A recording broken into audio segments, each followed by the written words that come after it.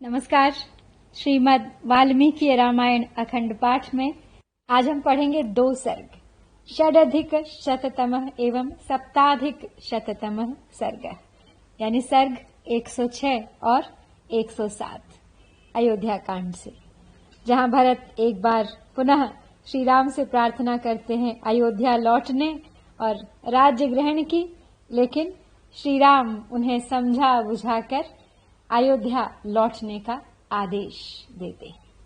तो चलिए प्रारंभ करते हैं आज का पाठ।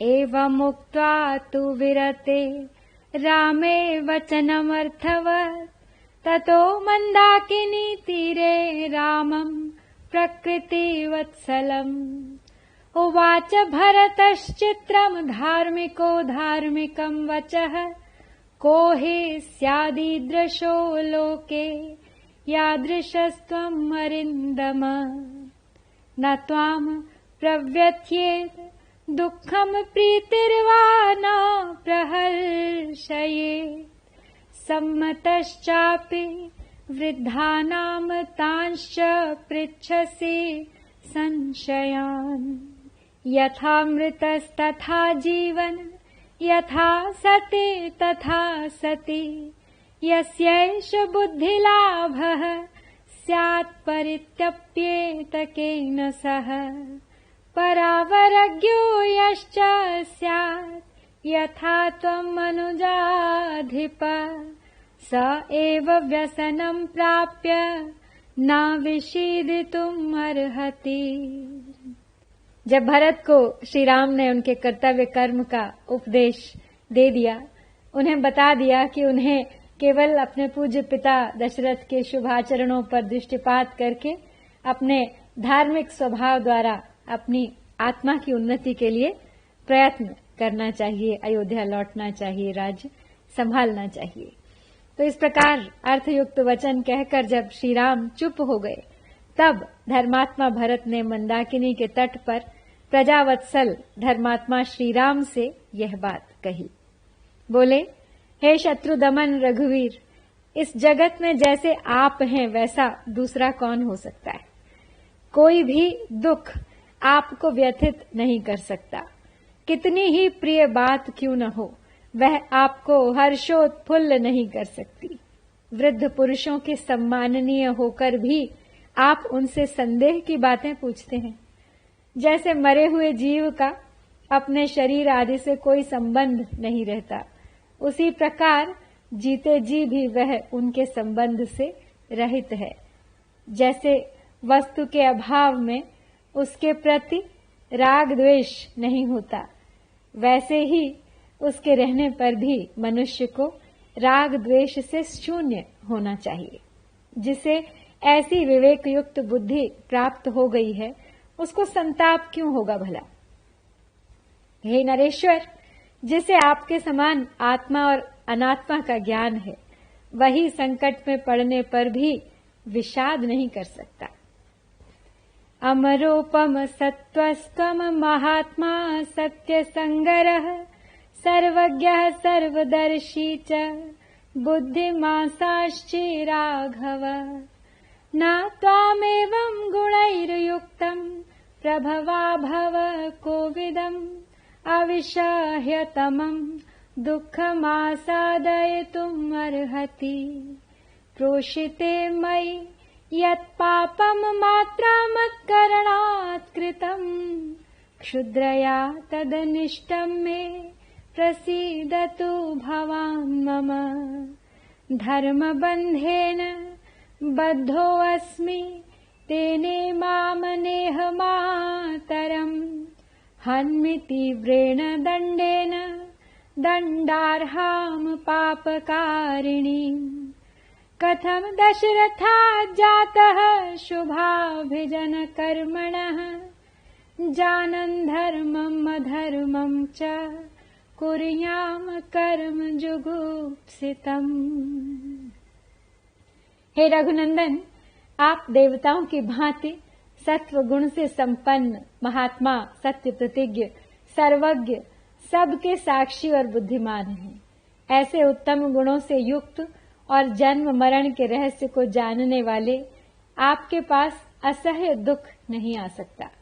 जब मैं परदेश में था, उस समय नीच विचार रखने वाली मेरी माता ने मेरे लिए जो पाप कर डाला, वह मुझे अभीष्ट नहीं है। अतः आप उसे क्षमा करके मुझ पर प्रसन्न हो। मैं धर्म के बंधन में बंधा हूँ, इसलिए इस पाप करने वाली एवं दंडनीय माता को मैं कठोर दंड देकर मार नहीं डालता। जिनके कुल और कर्म दोनों ही शुभ थे, उन महाराज दशरथ से उत्पन्न होकर धर्म और अधर्म को जानता हुआ भी मैं मातृवध रूपी लोक निंदित कर्म कैसे करूं? गुरुः क्रियावान वृद्धश्च राजा प्रेतः पितेति च तातं न परिगर्हेऽहं दैवतं चेति संसदि। को हि धर्मार्थयोर्हीनमीदृशं कर्म किल्बिषम् स्त्रियः प्रियचिकीर्षुः सन्कुर्याद्धर्मज्ञ धर्मवित्।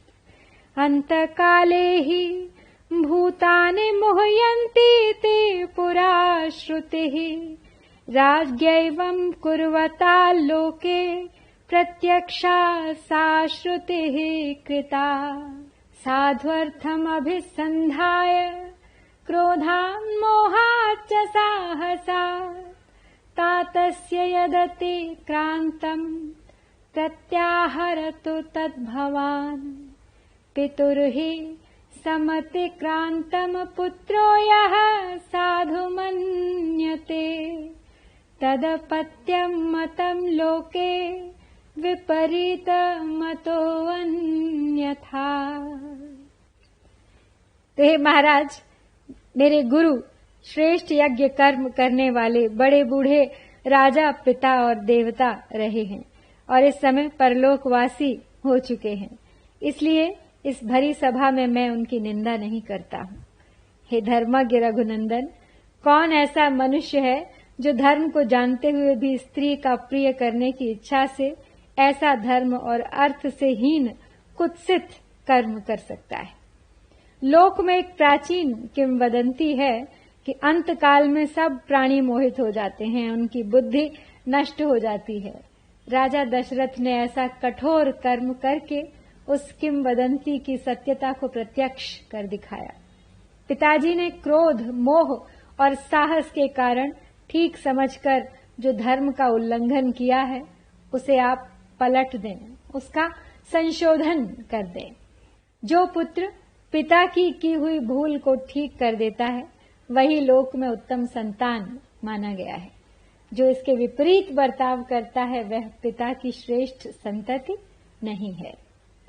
तदपत्यं भवानस्तु मा भवान् दुष्कृतं पितुः अति यत्तत्कृतं कर्म लोके धीर विगर्हितम्।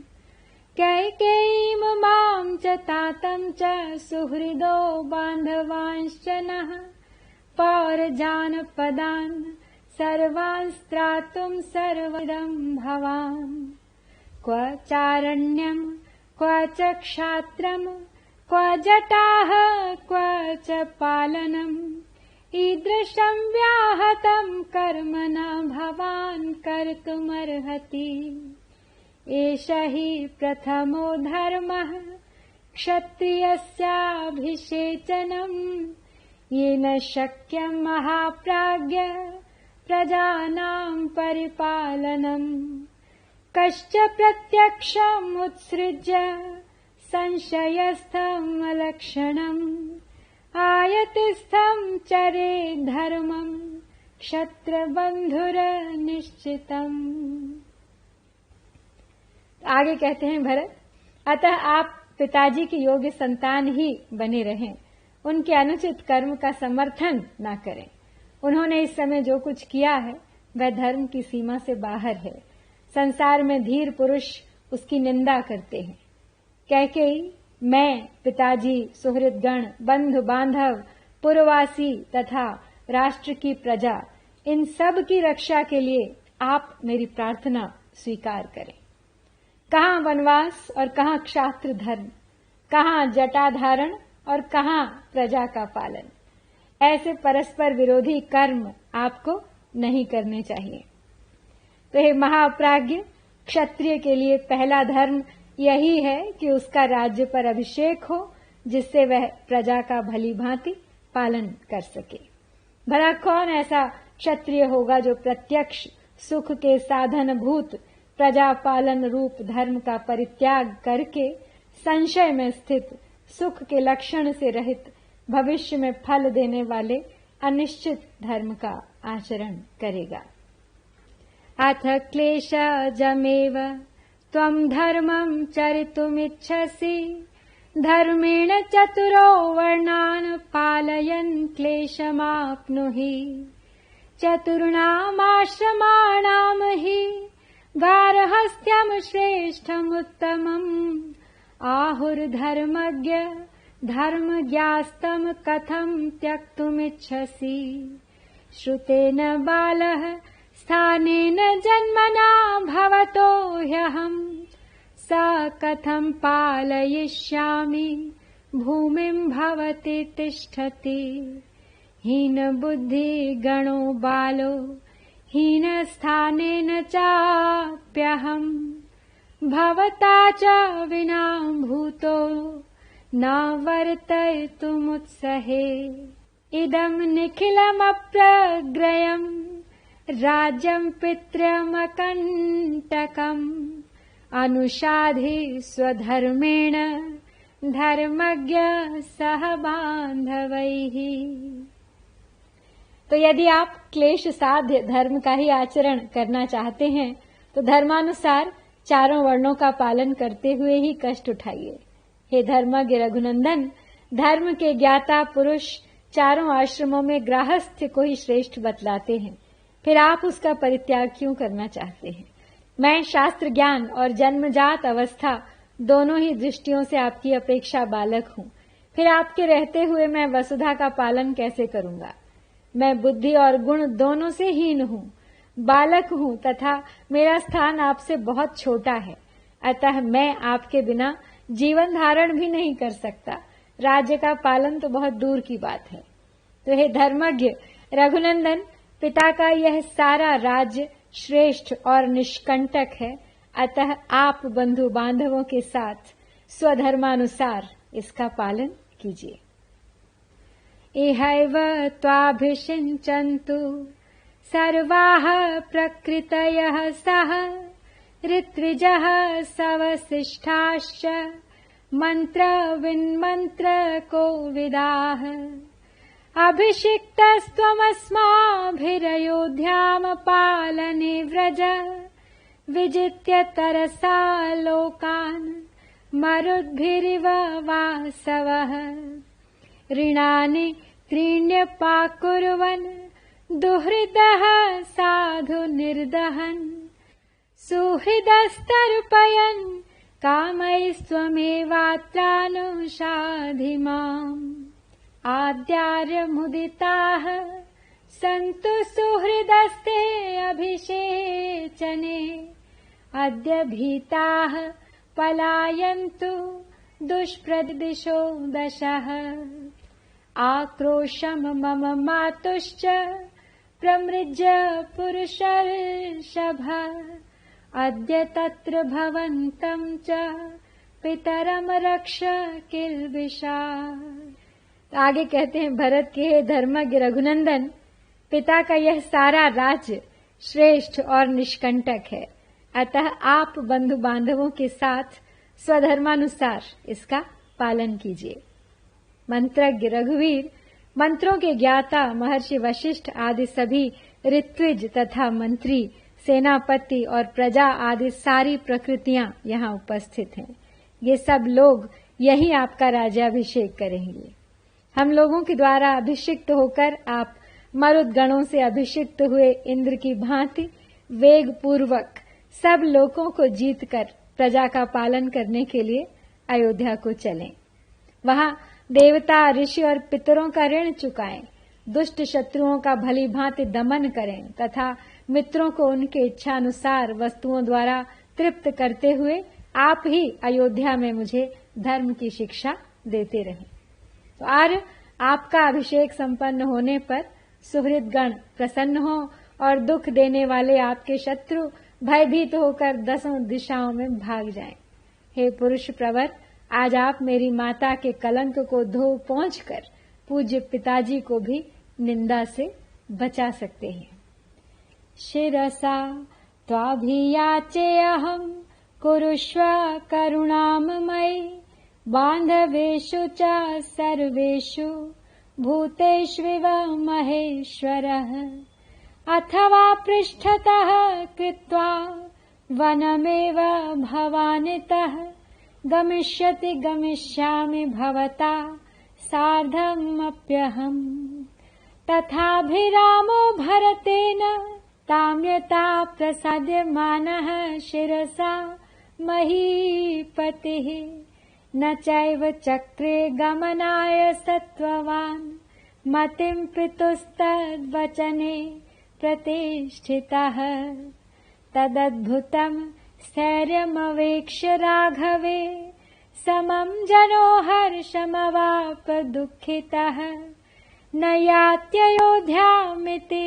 दुःखितोऽभवत् स्थिरप्रतिज्ञत्वमेक्ष हर्षितः तं ऋत्विजो नैगमयूथ वल्लभास्तथा विसंज्ञाश्रु कलाश्च मातरः तथा ब्रुवाणं भरतं प्रतुष्टुवुः प्रणम्य रामं च ययाचिरे सह।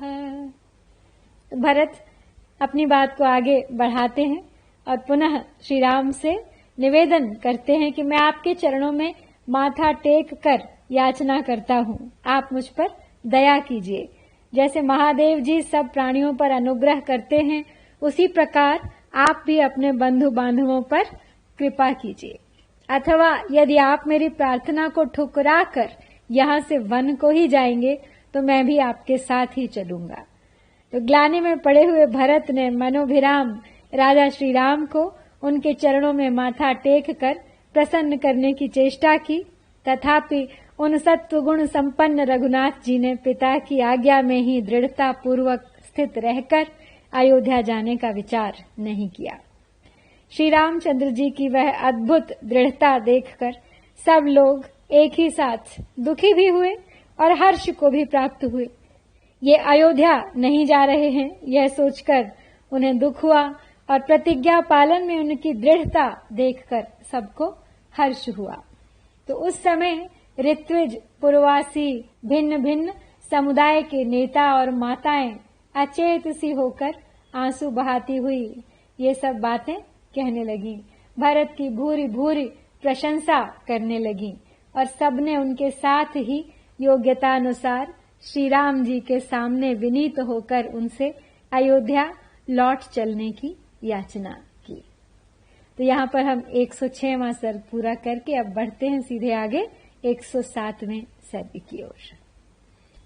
पुनरेवं ब्रुवाणं तं भरतं लक्ष्मणाग्रजः प्रत्युवाच ततः श्रीमान् ज्ञाति मध्ये सुसत्कृतः उपपन्नमिदं वाक्यं यस्त्वमेवमभाषथाः जातः पुत्रो दशरथात् कैकेय्यां राजसत्तमात् पुरा भ्रातः पिता नः सा मातरं ते समुद्वहन् मातामहे समाश्रौषीद् राजशुल्कम् अनुत्तमम् देवासुरे च संग्रामे जनन्यै तव पार्थिवः सम्प्रहृष्टो ददौ राजा वरमाराधितः प्रभुः ततः सा सम्प्रतिश्राव्य तव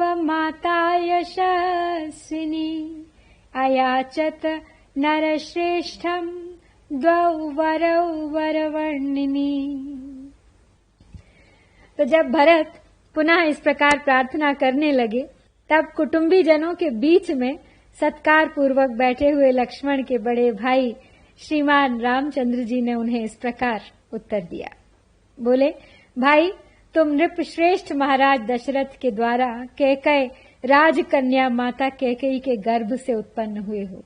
अतः तुमने जो ऐसे उत्तम वचन कहे हैं वे सर्वथा तुम्हारे योग्य हैं। भैया, आज से बहुत पहले की बात है। पिताजी का जब तुम्हारी माताजी के साथ विवाह हुआ था, तभी उन्होंने तुम्हारे नाना से कैकेयी के पुत्र को राज्य देने की उत्तम शर्त कर ली थी। इसके बाद देवासुर संग्राम में तुम्हारी माता ने प्रभावशाली महाराज की बड़ी सेवा की। इससे संतुष्ट होकर राजा ने उन्हें वरदान दिया। उसी की पूर्ति के लिए प्रतिज्ञा कराकर तुम्हारी श्रेष्ठ वर्ण वाली यशस्विनी माता ने उन नरश्रेष्ठ पिताजी से 2 वर मांगे। तव राज्यम नर व्याघ्र मम प्रव्राजनम तथा तच्च राजा तथा तस्यै नियुक्तः प्रददौ वरम् तेन पित्राहम् अप्यत्र नियुक्तः पुरुषर्षभा 14 वने वासम् वर्षाणि वरदानिकम् सोऽयं वनमिदं प्राप्तो निर्जनं लक्ष्मणान्वितः सीतया चाप्रतिद्वन्द्वः सत्यवादे स्थितः पितुः भवानपि तथेत्येव पितरं सत्यवादिनं कर्तुमर्हसि राजेन्द्र क्षिप्रमेवाभिषिञ्चनात् ऋणान्मोचय राजानं मत्कृते भरत प्रभुं पितरं त्राहि धर्मज्ञ मातरम चाभिनंदय। तो हे पुरुष सिंह, एक वर के द्वारा तुम्हारी माता ने तुम्हारे लिए राज्य मांगा और दूसरे के द्वारा मेरा वनवास।